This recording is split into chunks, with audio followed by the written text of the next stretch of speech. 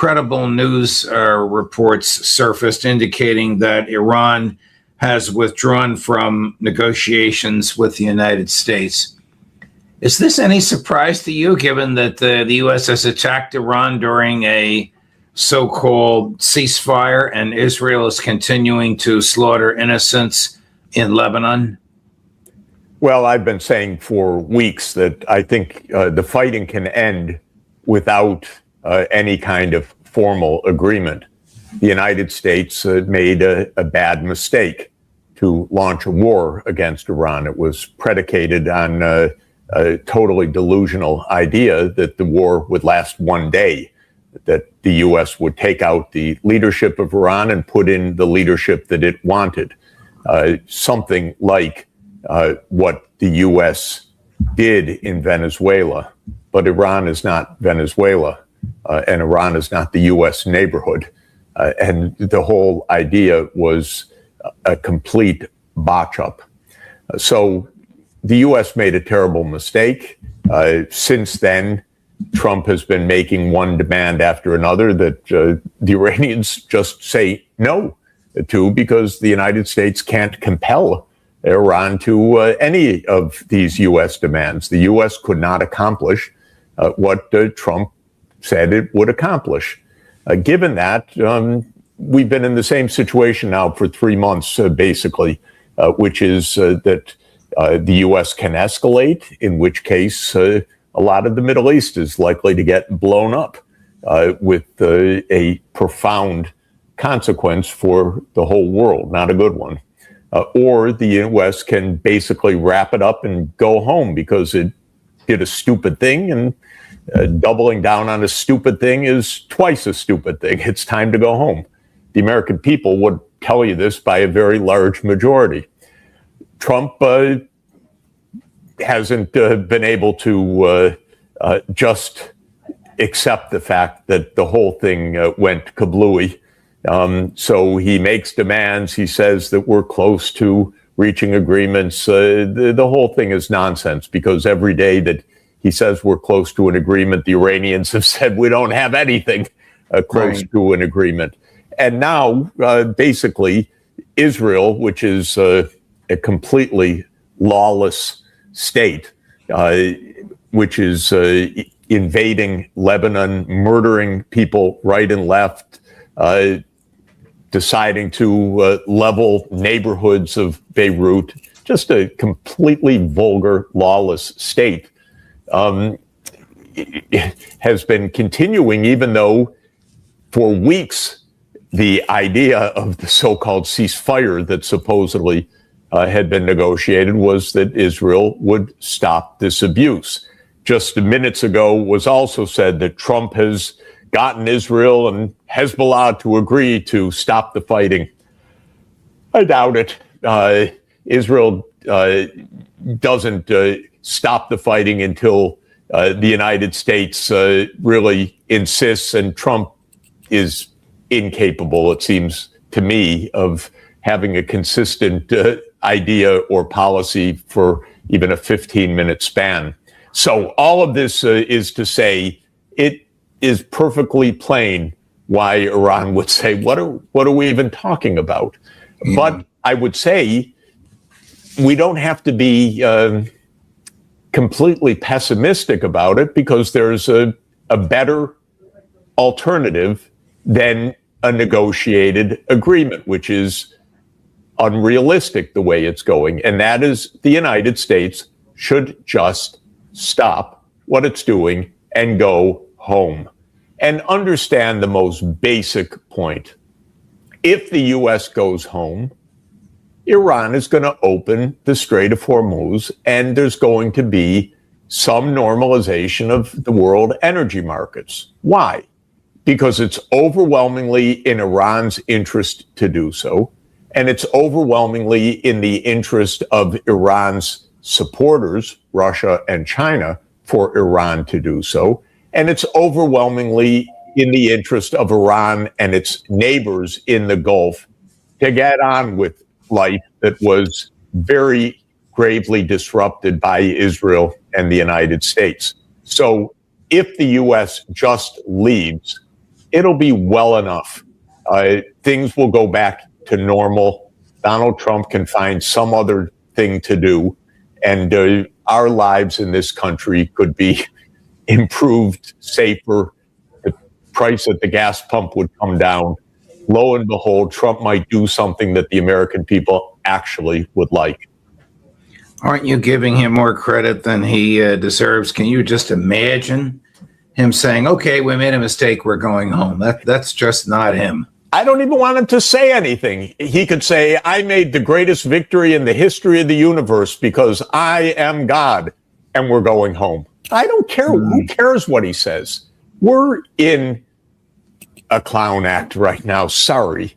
Yeah, we are. This makes We're not going to get serious, mature behavior out of him unless he has a hook on which to hang that victory hat. He can say whatever he wants. He's actually pretty good at saying whatever he wants, but there's no other thing to do.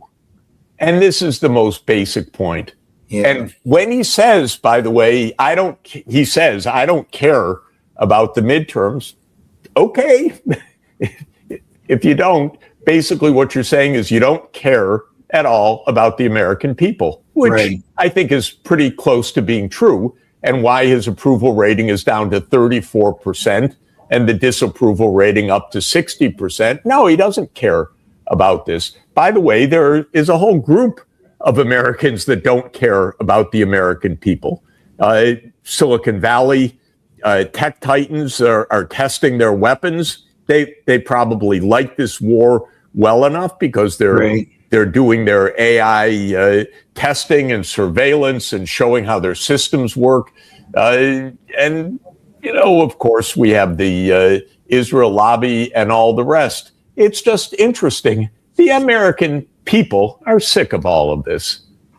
But in one respect, Professor Sachs, aren't the negotiations pointless without a restraint on Israel? Well, if you're asking, could we get some kind of deep settlement with Iran on many issues, on regional security, on the nuclear brief, on peace, on the Straits, it's impossible right now anyway. There's no way to get such an agreement. We don't even have negotiators. Kushner, Witkoff, are you kidding? We don't have people that can negotiate the nuclear issues, not even technically with the capacity to do this, much less the distrust. They keep killing the negotiators and all the rest. So I don't think that there is any scope for any kind of detailed agreement. I don't know, what Donald Trump understands, but negotiating is a professional business. It's not a joke and a game on True Social. It actually requires detailed work, not Kushner flying in for a morning on God knows what purpose. And so it's not going to happen at all. And with Israel, again, it's rather simple. Israel is a violent, rogue state that is on a murder spree because it's trying to build what it calls Greater Israel, which means controlling all of Palestine, controlling Gaza, controlling the West Bank, controlling East Jerusalem, and parts of Syria and parts of Lebanon, and God knows where else they want to go. And this is a madness. And it means that they have to engage in nonstop murder of people, which is what they're doing right now. Now, could the United States stop this?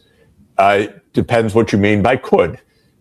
In a moment, the United States president could stop it by saying, we're not supporting that, not another penny, no more ammunition, no more diplomatic cover. You're done. Israel has absolutely no capacity to continue without the U.S. backing.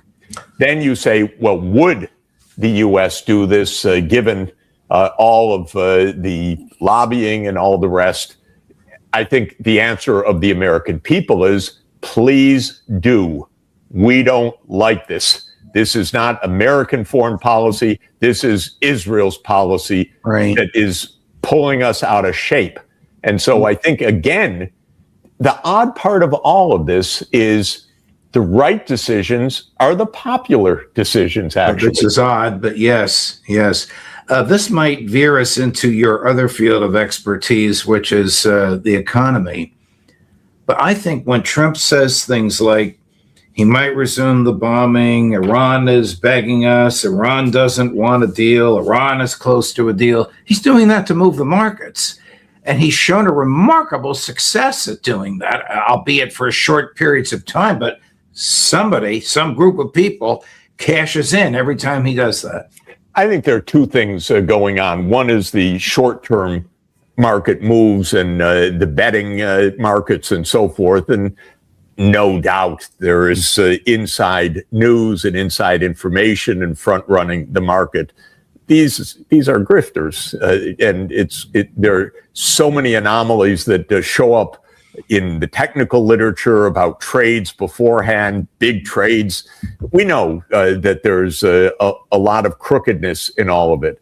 Then there's another element, which is more generally trying to say to the public, we're going to reach some kind of agreement because Trump wants to keep the oil prices in the spot market as low as possible, to keep the gasoline prices to some extent under control. And if it is assumed that this stalemate or an escalated war is going to happen in the future, then holders of petroleum are going to hoard it. They're going to hold back in anticipation of higher future prices.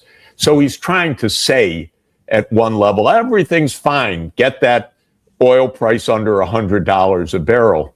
What we know, though, is that the reserves are being run down. The stocks are being run down. They're being run down maybe because some people think, well, this is going to resolve one way or another. Maybe Trump's just going to leave, like I would urge him to do for his own good and for the world's good.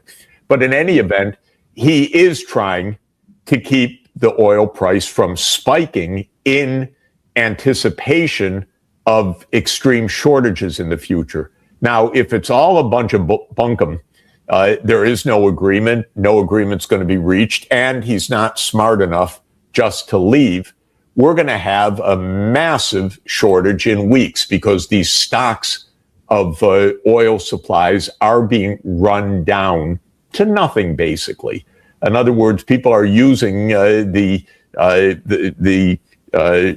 remaining amounts of oil that they have in hand, and then they're going to turn in a scramble to world markets that don't have the oil. And so, yes, the price today is under $100 a barrel, but if we continue more weeks of what we have right now, there's going to be a huge jump in prices of petroleum. And then whatever pain is being felt right now, which is a lot, it's going to get much, much worse in a few weeks.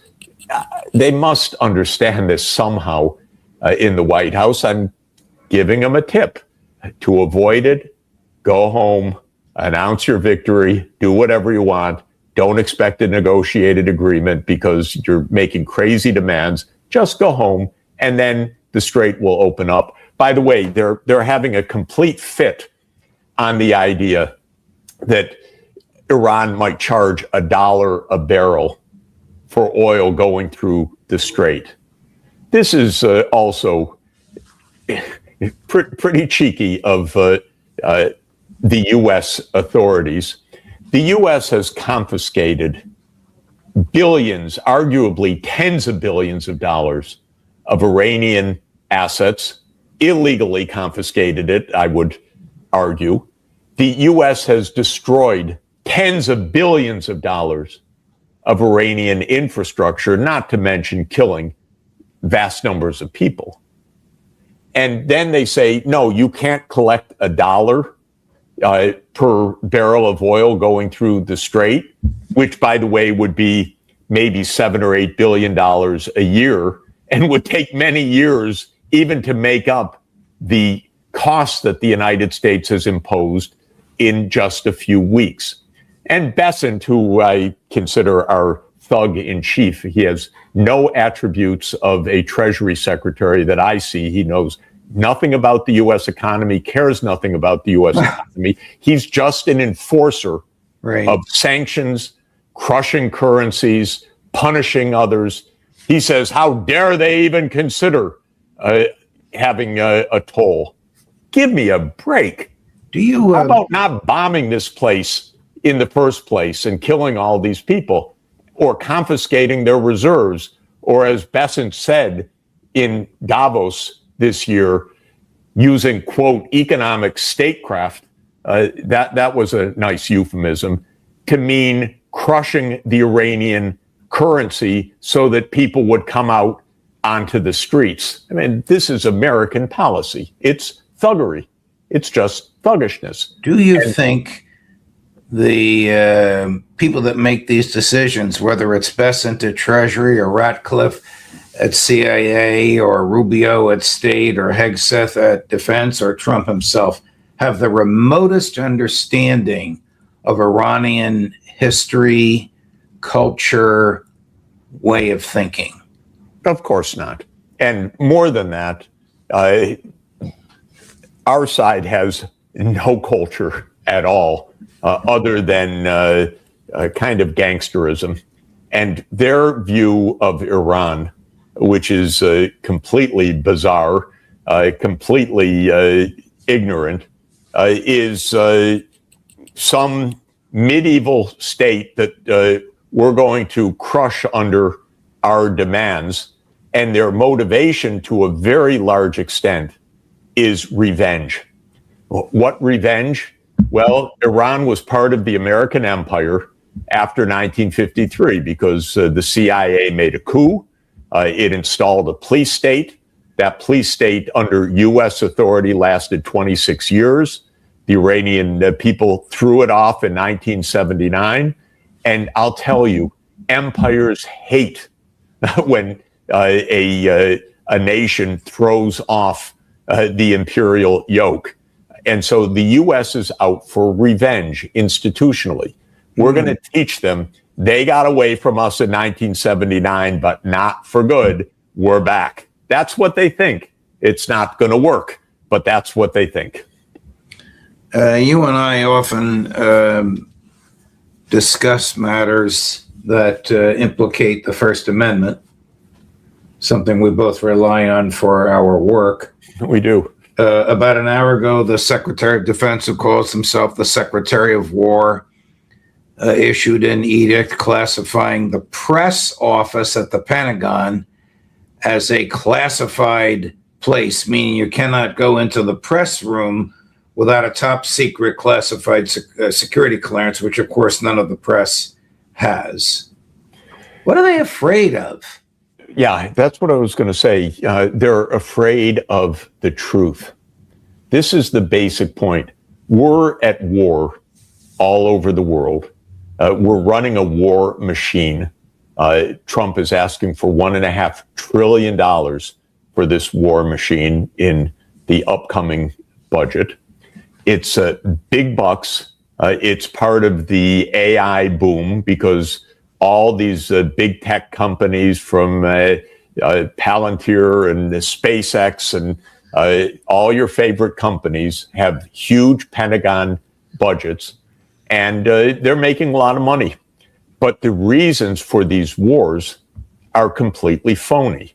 Just like we once went to war with Iraq when our government knew absolutely there were no weapons of mass destruction, but they had tested it, that would be some kind of explanation that they could at least fool some part of the American public. They had actually focus grouped using WMD as the quote unquote explanation or justification for the Iraq war.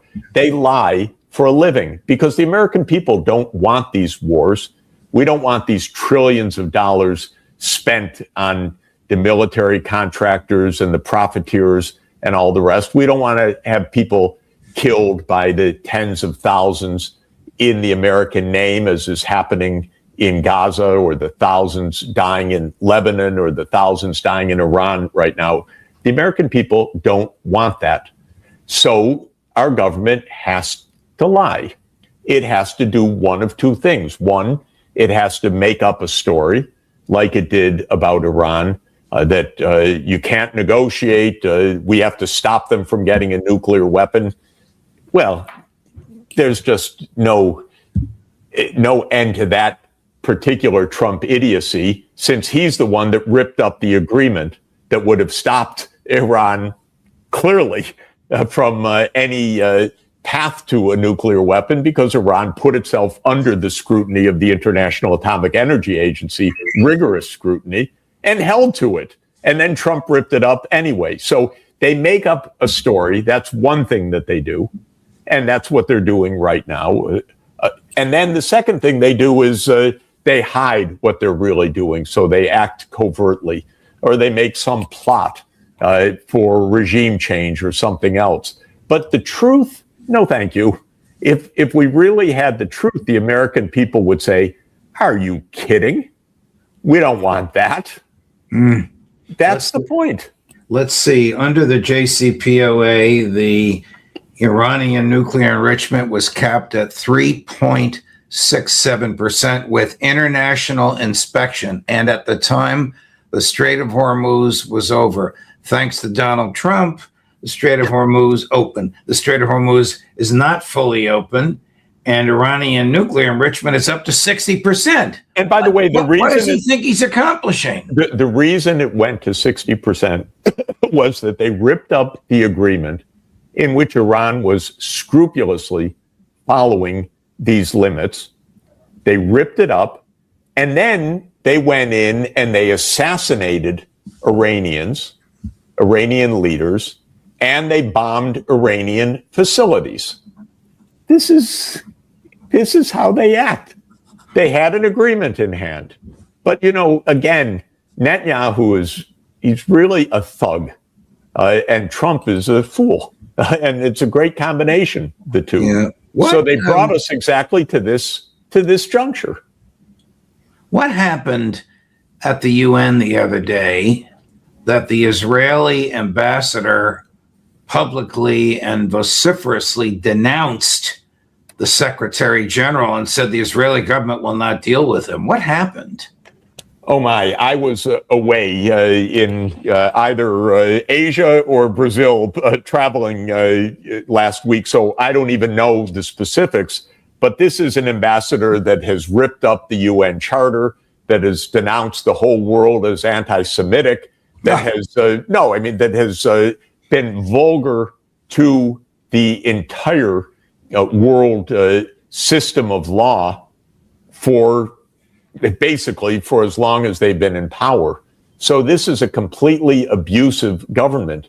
There's a ruling of the International Court of Justice that told Israel, absolutely, your borders are the borders of the 4th of June, 1967, your occupation of Gaza and the West Bank and East Jerusalem are illegal. Go home. Very clear. But Israel can't stand the truth either. They have a different objective. Their objective is, we're going to control everything, period, no matter what anyone says. And the UN represents international law. The UN actually, as a General Assembly, voted to enforce the ruling of the International Court of Justice. Of course, then Trump intervened to block everything. He created it's not even absurd, it's a profoundly cynical board of peace, which has nothing to do with peace. It has nothing to do with a board of anything, and it has no money in it. It's just a diversion, yet again, from the rights of the Palestinian people. But I don't know exactly what Israel said last week, but Israel's on a murder spree, and the UN says you're on a murder spree. And so Israel lashes back by saying, this is a hate-filled institution and all the rest. Somehow it's tragic, but Israel lost the complete ability to look inward at what it's doing. It's a really, really tragic situation. Of course, mostly tragic for the Palestinian people and the Lebanese people, right, but also tragic for the people of Israel. One last topic, if I might. Is President Putin, I'm obviously diverting to Ukraine, morally and legally free, in your view, to attack munitions plants in the EU that are supplying weapons to Ukraine that are being used to kill Russians? The war in Ukraine could easily turn into a European war. Yes. It would be a disaster. And the Europeans are so bereft of common sense right now and limit for a number of reasons, but mainly they have turned their politics and rhetoric over to the most Russophobic states of the European Union. The foreign policy spokesman of the European Union is Estonian, and she's absolutely hate-filled with Russia. And their defense commissioner is also from the Baltic states, Lithuania, if I remember correctly, and their economics commissioner also from the Baltic states. So you have a complete Russian hatred, and that is leading the Europeans to reckless escalation. They're openly assisting attacks deep in Russia. They're chortling about these attacks when a girls' school was recently hit, and just like in Iran, same circumstance that many schoolgirls were killed by this Ukrainian drone strike. The Europeans couldn't breathe one word of human decency. And so what's happening is a dramatic escalation of the hate language in Europe and the actual attacks inside Russia, including attacks on Moscow and other attacks on civilians and so forth. And I wrote a letter because of this to Chancellor Merz, published an open letter in the Berliner Zeitung last week, saying, Mr. Chancellor, you are absolutely key right now to prevent a European war. That's your job, actually. You are Chancellor of Germany. Germany cheated on the agreement that it had reached with Soviet Union and Russia about NATO. Cheated. Germany cheated on the Minsk agreement that could have ended this conflict back in 2015. You have a responsibility to stop this slide into a European war. So what I want to say is not about who's got rights and not rights. What I want to say is that Europe is on the verge of a complete disaster. And the European Commission is bereft of any capacity internally to stop it because they're filled with warmongers. And unfortunately, the German chancellor has done no better. But he individually, by dint of being the leader of the most powerful country of Europe and the one that has the most direct responsibility towards Russia for having gotten us all into this terrible mess, has a responsibility to at least pick up the phone and speak to his counterpart before all hell breaks loose. This is the point of my open letter to him. Before you have war, you better make at least a phone call to start talking to the other side.